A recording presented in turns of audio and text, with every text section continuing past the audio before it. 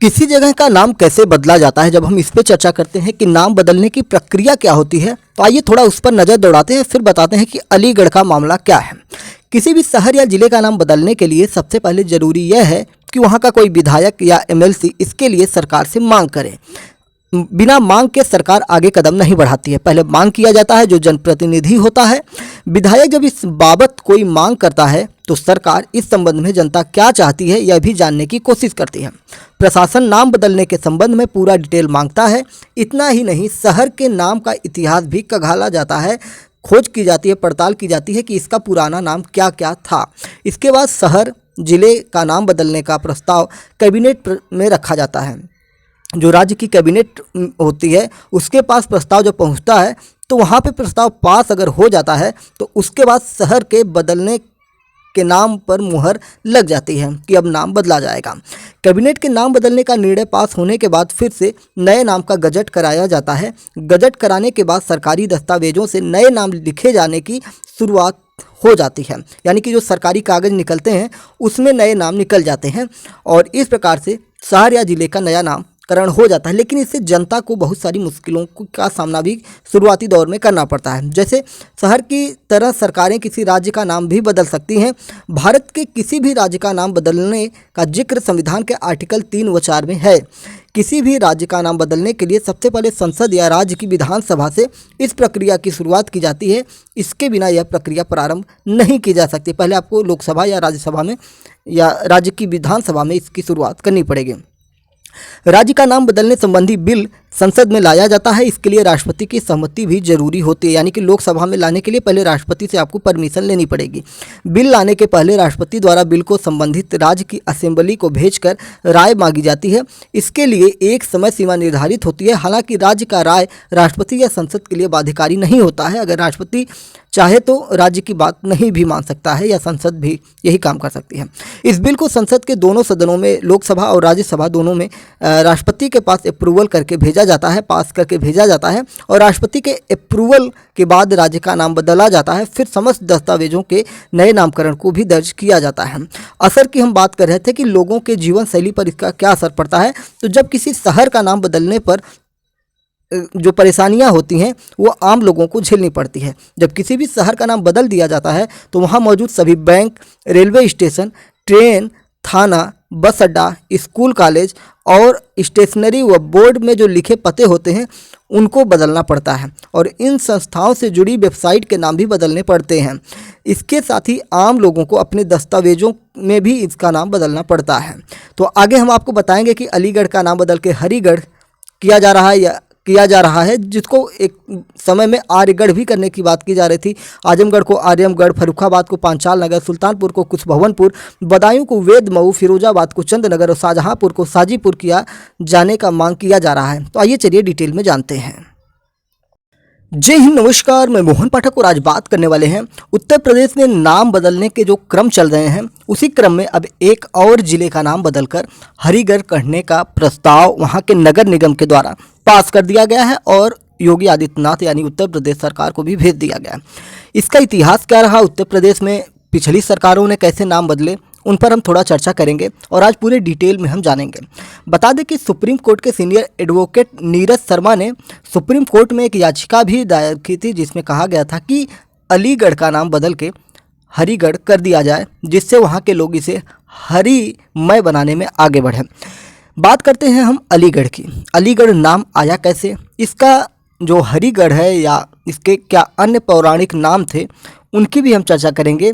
13वीं शताब्दी में भी इसका क्या नाम था, फिर अलीगढ़ बनने की कहानी क्या थी उस पर भी हम चर्चा करेंगे, जिससे आपको पूरा माजरा समझ में आ जाए कि इसके नाम बदलने के पीछे मायने क्या है और नाम बदलने से पॉलिटिकल फ़ायदा किसको होने वाला है। सारी चीज़ें हम डिटेल में जानने वाले हैं। बात करते हैं पहले अलीगढ़ के।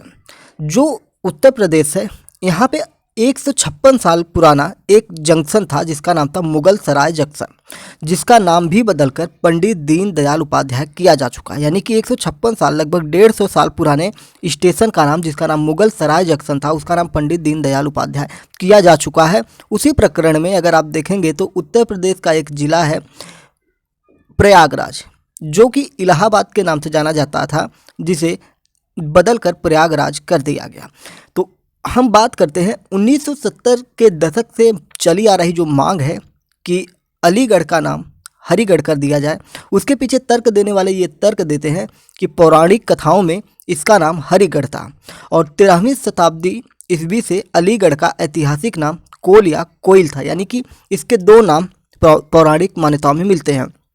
1970 से जो मांग आ रही है हरिगढ़ की कि पौराणिक कथाओं में इसका नाम हरिगढ़ है, लेकिन 13वीं शताब्दी ईस्वी से जो अलीगढ़ का ऐतिहासिक नाम मिलता है उसे कोल या कोइल के नाम से जाना जाता है। ये चीज़ें आप स्पष्ट करिए।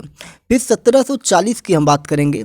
1740 ईस्वी में मुग़ल कमांडर मिर्ज़ा नजफ़, जिसका नाम था मुग़ल कमांडर मिर्ज़ा नजफ़, इसने जो हरिगढ़ है या कोल या कोइल है, इसके नाम को बदलकर अलीगढ़ कर दिया था। कब किया था? 1740 ईस्वी में। जिसके बाद अब ये चीज़ें 1970 से मांग लगातार उठ रही थी, जो जानकारी में है, और उसके बाद सुप्रीम कोर्ट में भी केस जाता है। और अब जो वहाँ का नगर निगम है उसने क्या किया, आइए अब उस पर डिटेल से हम चर्चा करने वाले हैं। साथ ही साथ ये जानेंगे कि उत्तर प्रदेश में अन्य कितने नाम बदले गए हैं। जिलों के नाम बदलने का जो सिलसिला है अब लगातार बढ़ते जा रहा है। आपको पता होगा कि आजमगढ़ जो है जिला, उसका भी नाम आर्यमगढ़ या अर्जनगढ़ या आर्यगढ़ करने का प्रस्ताव आता रहता है।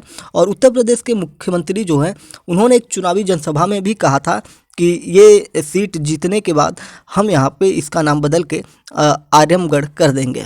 खैर, और आगे की चीज़ें हम जानते हैं कि जैसे फैजाबाद का भी नाम बदला गया था, इलाहाबाद का भी नाम बदला गया था, अब अलीगढ़ के नाम बदलने की बातें की जा रही हैं। फैजाबाद का नाम बदलकर, यानी कि फैजाबाद जो था उसको अयोध्या जिला कर दिया गया, यानी कि पहले फैजाबाद जिला हुआ करता था जिसके अंतर्गत अयोध्या आता था। अब फैजाबाद को हटा के अयोध्या जिला बना दिया गया है। अयोध्या क्या है, आपको पता ही है कि अयोध्या में प्रभु श्री राम की जन्मभूमि है। और उससे भी रिलेटेड न्यूज अगर आपको बताएं कि कई वर्षों के सैकड़ों वर्षों के संघर्ष के बाद वहाँ पे राम मंदिर की जन्मभूमि जो थी उसका विवाद सुप्रीम कोर्ट के द्वारा सुलझा हुआ है और अब वहाँ पे भव्य राम मंदिर का निर्माण हो रहा है। और लगभग अब 21-22 जनवरी को इसका एक तरह से कहेंगे तो उद्घाटन होने वाला है, जो आम नागरिकों के लिए खुल जाएगा।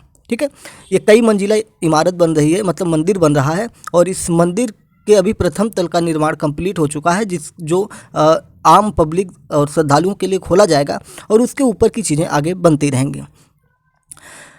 7 नवंबर की घटना घटती है उत्तर प्रदेश में। 7 नवंबर 2023 को अलीगढ़ नगर निगम ने बोर्ड अधिवेशन ने अलीगढ़ का नाम बदलकर हरिगढ़ करने का प्रस्ताव लाया और उसको पास भी कर दिया। और ये प्रस्ताव इनके द्वारा सरकार को भेज भी दिया गया। अगर योगी सरकार इस प्रस्ताव को हरी झंडी दे देगी तो यूपी में इस जिले का नाम बदलकर, यानी कि अलीगढ़ से नाम बदलकर हरिगढ़ हो जाएगा। इससे पहले अगर हम चीज़ों की बात करें तो 2021 में जिला पंचायत में भी अलीगढ़ को हरिगढ़ नाम देने का प्रस्ताव पास हो चुका है। हालांकि इसकी रिपोर्ट पर सरकार ने अभी तक कोई फैसला नहीं लिया है। इस प्रस्ताव पर अलीगढ़ के जो मेयर हैं प्रशांत सिंघल, इनका ये कहना है कि अलीगढ़ का नाम बदलकर हरिगढ़ करने का प्रस्ताव सर्वसम्मति से बोर्ड अधिवेशन में पास हुआ है। अलीगढ़ ब्रज क्षेत्र है और हरिगढ़ में हरि का नाम है। मुझे उम्मीद है कि शासन अलीगढ़ का नाम हरिगढ़ करेगा। ये प्रशांत सिंघल है जो मेयर है अलीगढ़ के। किन किन जिलों का नाम अभी तक बदला जा चुका है या किन का प्रस्ताव है उनकी हम बात करते हैं। जो मीडिया रिपोर्ट्स के अनुसार हमें जानकारी प्राप्त होती है उसके अनुसार उत्तर प्रदेश के कई ऐसे ज़िले हैं जिनका नाम बदलना सरकार के एजेंडे में शामिल है, यानी कि जो उत्तर प्रदेश सरकार है, वर्तमान भारतीय जनता पार्टी की सरकार है, उसके एजेंडे में शामिल है। क्योंकि भारतीय जनता पार्टी जो है हिंदुत्व की राजनीति करती है और उसके जो नाम होंगे वो हिंदुत्व से ही रिलेटेड होंगे। तो सारे नाम भी हम आपको डिटेल में बताने वाले हैं। इनमें कुछ नाम ऐसे, जैसे गाजीपुर एक ज़िला है जो आजमगढ़ के बगल में है, मऊ, मतलब आजमगढ़ वाराणसी के बगल में है। मऊ, गाजीपुर और बलिया, बनारस, आजमगढ़, जौनपुर, ये सब ज़िले जो हैं वहाँ के आसपास में ये गाजीपुर है। इसे गाधीपुर के नाम से या गाधीपुरी के नाम से बदलने का काम होता है, यानी कि गाधीपुरी इसका नाम हो जाए, ऐसा प्रस्ताव आता रहता है। देवबंद एक ज़िला है जो मुस्लिम बाहुल इलाका है। आप जानते ही होंगे कि वहाँ पे बहुत सारा देवबंद हमेशा चर्चाओं के बीच में रहता है और कई गतिविधियाँ जो अनैतिक गतिविधियाँ होती हैं उसमें भी इसका नाम कई बार आ जाता है। जैसे उत्तर प्रदेश के आजमगढ़ ज़िले का नाम कई बार अनैतिक गतिविधियों में आ जाता है। तो उसी प्रकार से देवबंद एक ज़िला है जहाँ पे उसका नाम बदलकर देववृंदपुर करने का नाम आता है। जबकि देवबंद जो है मुझे नहीं लगता है कि देवबंद और देववृंदपुर में क्या अंतर है, थोड़ा सा इसको स्पष्ट करने की ज़रूरत होगी। खैर, इसका भी प्रस्ताव आता है कि देवबंद को देववृंदपुर कर दिया जाए। फिर इसके बाद एक आता है संभल। संभल जिला जो है उसे कल्की नगर या पृथ्वीराज नगर करने का नाम आता है, कि संभल जो है संभल को कल्की नगर या पृथ्वीराज नगर बना दिया जाए।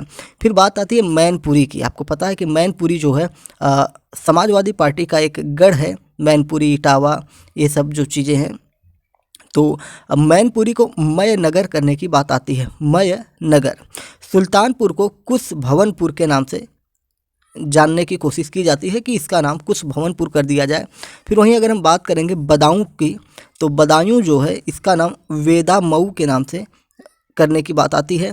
फर्रुखाबाद को पांचाल नगर करने की बात आती है। शाहजहांपुर को भामा शाह के नाम से जानने की बात की जाती है। और जो मिर्ज़ापुर ज़िला है, आपको पता है कि मिर्ज़ापुर जो ज़िला है वहाँ पे माँ विंध्यवासिनी का धाम है, विंध्याचल पर्वत है, और उसको बदलकर मिर्ज़ापुर का नाम बदलकर विंध्य धाम करने की बात आती रहती है। वहीं पर एक ज़िला है फिरोजाबाद। फिरोजाबाद को चंद्र नगर के नाम से जानने की कोशिश की जाती है कि इसका नाम बदलकर चंद्रनगर कर दिया जाए। अब हम बात करते हैं कि अभी तक कितने जो नाम हैं बदले जा चुके हैं ज़िलों के। अगर हम योगी सरकार की बात करेंगे तो 2 ज़िलों के नाम बदले हैं इन्होंने। फैजाबाद का नाम बदलकर इन्होंने अयोध्या किया है, इलाहाबाद का नाम बदलकर इन्होंने प्रयागराज किया है। 2018 के अक्टूबर में इन्होंने इलाहाबाद और नवंबर में फैजाबाद के नाम बदले थे। मतलब एक ही 2018 में ही अक्टूबर और नवंबर में लगातार ये इनके फैसले आए थे। हालांकि इससे पहले अखिलेश सरकार ने भी अपने कार्यकाल में 9 जिलों के नाम बदले थे। अब वो 9 जिले कौन कौन से हैं जिनके समाजवादी पार्टी के नेताओं द्वारा अखिलेश यादव द्वारा ये नाम बदले गए हैं, आइए इस पर थोड़ा सा हम नज़र डालते हैं। पहला जिला है संत रविदास नगर, जिसको अब भदोही के नाम से जाना जाता है। दूसरा है रमाबाई नगर, इसका नाम बदलकर कानपुर देहात कर दिया गया है। तीसरा छत्रपति महाराज नगर, इसका नाम अमेठी कर दिया गया है। चौथा काशीराम नगर, इसे कासगंज कर दिया गया है। ज्योतिबा फूले नगर को अमरोहा कर दिया गया है। महामाया नगर को हाथरस कर दिया गया है। पंचशील नगर को हापुड़ कर दिया गया है। और भीम नगर को संभल कर दिया गया है। और प्रबुद्ध नगर को शामली कर दिया गया है। ठीक है, अगर हम देखें तो जो उत्तर प्रदेश की वर्तमान सरकार है वो हिंदुत्व का एजेंडा उसका क्लियर है, और हिंदुत्व से जुड़े हुए जो प्राचीन नाम हैं उनको लाने की कोशिश कर रहे हैं। लेकिन ये थोड़ा सा समझ से परे नज़र आ रहा है कि किस प्रकार से समाजवादी पार्टी के मुखिया अखिलेश यादव ने ये नामों को चेंज किया। जैसे एक नाम यहाँ पे है संत रविदास नगर, इसका नाम भदोही किया गया है। संत रविदास एक महान संत हैं जो ज़्यादातर जो SC ST के लोग हैं इनको अपना आराध्य मानते हैं, और उनके नाम को बदल देना कहीं ना कहीं मुझे सही नहीं लग रहा है।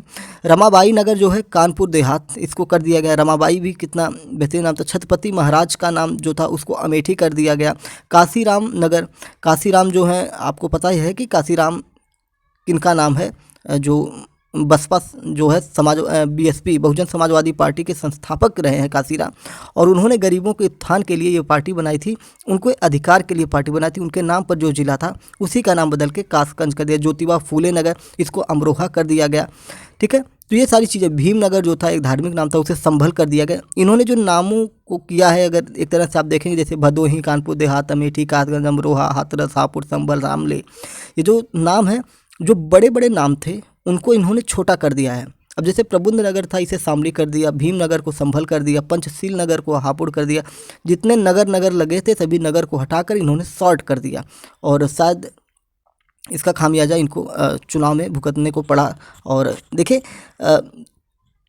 जो एक मुग़ल काल चल रहा था, मुग़ल काल में क्या था कि जो हमारे वैदिक परंपराओं में जो पौराणिक कथाओं में नाम थे उनका नाम चेंज करके इस्लामिक नाम पर जोड़ा गया था, जो कि एक जबरन अनैतिक कार्य था। अब उनको अगर कोई सरकार प्राचीन नाम देना चाहती है तो वो एक तरह से जनता को उतना उसमें तकलीफ़ नहीं होती है। लेकिन अगर किसी ज़िले का नाम किसी महापुरुष के नाम पे है, जैसे रविदास के नाम पे है, छत्रपति महाराज के नाम पे, काशीराम के नाम पर है, ज्योतिबा फूले के नाम पर है, भीम के नाम पर है, तो इन नामों को जब बदला जाता है तो जनता में गलत संदेश चला जाता है। और जिसका खामियाजा मुझे लगता है कि जब अगला चुनाव हुआ था, जब योगी आदित्यनाथ मुख्यमंत्री बने थे, तो ये सारे इफ़ेक्ट रहे होंगे। और अगर हम बात करें जैसे प्रेजेंट में जो सरकार है, उत्तर प्रदेश सरकार है, ये जो नाम बदल रही है, जैसे आजमगढ़ का आर्यमगढ़ करना चाह रही है, इलाहाबाद का प्रयागराज कर रही है, और बहुत सारे नाम, मतलब योगी आदित्यनाथ को तो नाम बदलने वाला ही कहा जाता है कि किसी को भी नाम बदल देते हैं। एक तो बुलडोजर बाबा के नाम से फेमस है, दूसरा नाम बदलने के नाम पर फेमस है। तो इस प्रकार से चीज़ें जो हैं, इनका क्या है, एजेंडा क्लियर है। ये जो वर्तमान सरकार भाजपा है, ये मुस्लिम वोट बैंक की राजनीति नहीं करती, इन्हें मुसलमानों के वोट से बहुत ज़्यादा फर्क नहीं पड़ता, ये हिंदुत्व की राजनीति करते हैं, और हिंदुओं के नाम जो है बदलने से इनको बेहतरीन फ़ायदा होता है। आपने देखा होगा कि जब इन्होंने इलाहाबाद का नाम बदला था और फिर उसके बाद नेक्स्ट ईयर चुनाव था और बहुमत के साथ ये लोग आए थे, तो बहुत सारी ऐसी चीज़ें होती है। अब देख रहे हैं आपकी राम मंदिर का जो मुद्दा है, राम मंदिर का भी उद्घाटन होने वाला है, और जिसके बाद जस्ट 2024 का चुनाव है, तो उसका भी माइलेज लेने की कोशिश होगी। तो अगर कोई भी योजना लॉन्च होती है, अभी देखिए भारत सरकार, कल ही मैंने पढ़ा था कि भारत सरकार ने एक भारत आटा लॉन्च किया है, जो 27.5 रुपये किलो मिलने वाला है सस्ते दर पर। प्याज देने वाले हैं 25 रुपये किलो, और दाल जो है 60 रुपये किलो मिलेगा चने का, और अगर वही 30 किलो का पैकेट लेंगे तो 55 रुपये किलो के हिसाब से मिलेगा।